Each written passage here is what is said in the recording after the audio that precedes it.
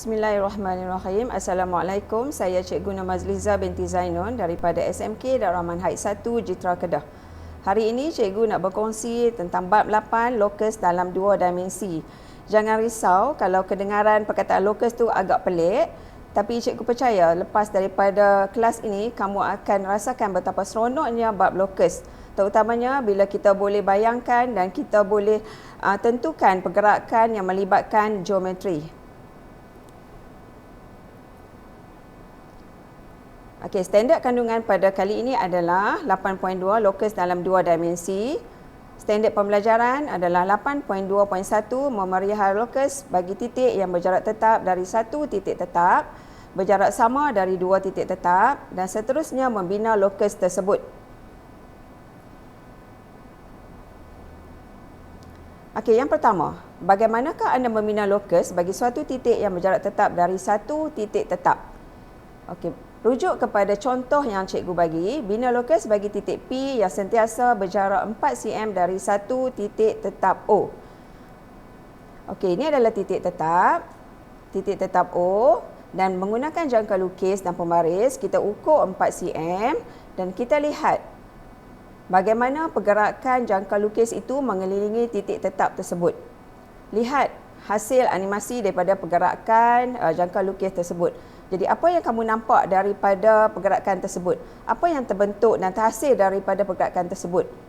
Okey, secara generalisasi, lokus ini adalah sebuah bulatan yang berpusat di titik tetap tersebut. Seterusnya, yang kedua, bagaimanakah anda membina lokus bagi titik yang berjarak sama dari dua titik tetap? Okey, contoh 2. Bina lokus bagi titik P yang berjarak sama dari dua titik tetap A dan B. Di sini cikgu ada dua titik tetap iaitu A dan B. Jika kita sambungkan dua titik tetap itu, ia akan membentuk satu garisan. Jadi dengan menggunakan jangka lukis, pastikan bukaan jangka lukis itu adalah lebih daripada separuh jarak AB. Dan kita letakkan jangka lukis itu di A, kita bentukkan lengkung.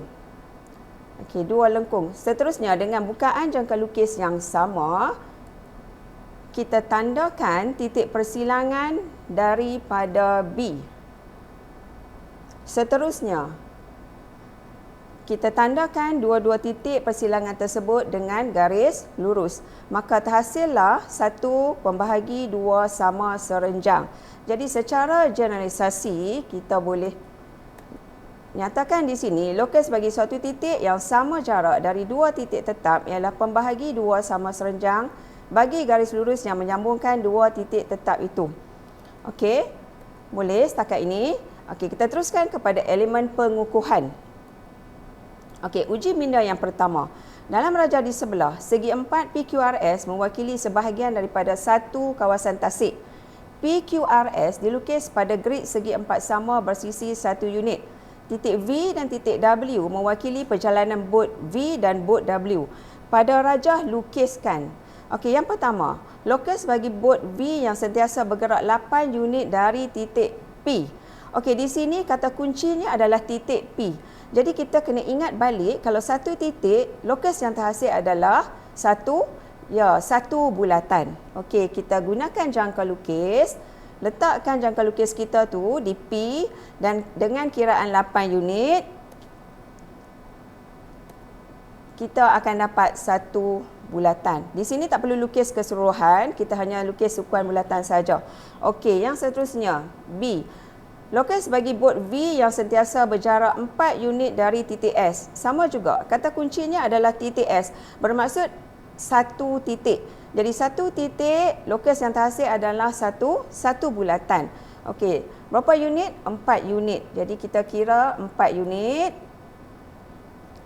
Dan kita akan dapat satu sukuan bulatan.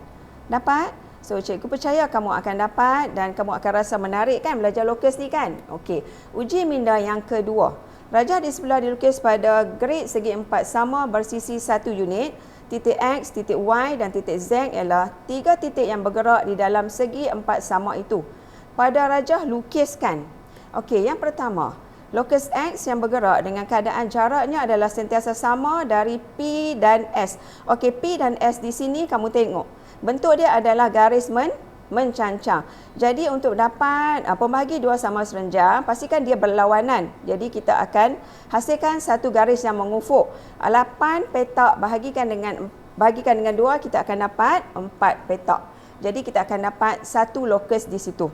Okey, B. Lokus Y yang bergerak dengan keadaan jaraknya adalah sama dari P dan R. Okey, di sini P dan R adalah satu garis yang senden. Jadi untuk dapatkan satu persilangan yang membentuk satu sudut tegak, lokus tu mestilah senden juga. Jadi kita akan dapat di mana? Ya, di QS. Okey, dan seterusnya C. Lokus Z yang bergerak dengan keadaan jaraknya adalah sama dari S dan juga R. Okey, S dan R adalah satu garis mengufuk. Jadi jawapannya pastikan dia berada pada garis yang mencancang. Jadi sama juga 8 bahagi 2, kamu akan dapat 4 petak. Betul tak? Ya, betul. Saya percaya semua orang akan dapat jawapan yang betul. Okey, rumusan daripada pembelajaran kita pada hari ini, cikgu tumpukan lokus hanya kepada titik saja, iaitu 1 titik dan juga 2 titik.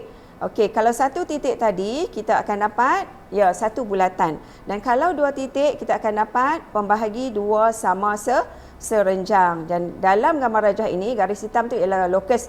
Lokus ini adalah 1 titik yang bergerak. Kita tahu lokus adalah 1 titik bergerak, iaitu surihan ataupun lintasan daripada set data yang bergerak pada satah ataupun pergerakan yang sama yang melibatkan titik-titik.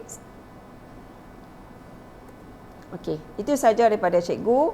Terima kasih. Assalamualaikum warahmatullahi wabarakatuh.